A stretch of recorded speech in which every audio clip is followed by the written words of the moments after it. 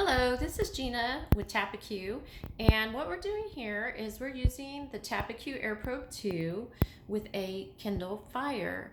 And we've had customers ask, can we use it with a Kindle Fire? And yes, you can. As long as it works with the Android system, if you go to tappecue.com, and if you go down to the bottom where the links are, you'll see touch FAQ manuals. You can click on that. It's going to open up our FAQs here.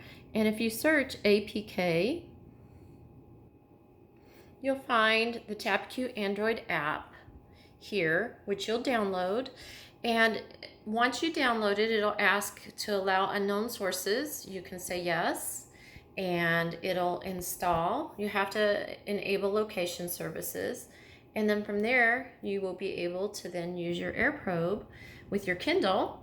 If you don't have an Android tablet or an iOS tablet or an extra phone, you can use that and still get your cloud-based temperatures from everywhere on your phone. It'll create the session. And again, you'll be able from anywhere to be able to view your temperatures. Okay, let us know if you have any questions. Have a great day.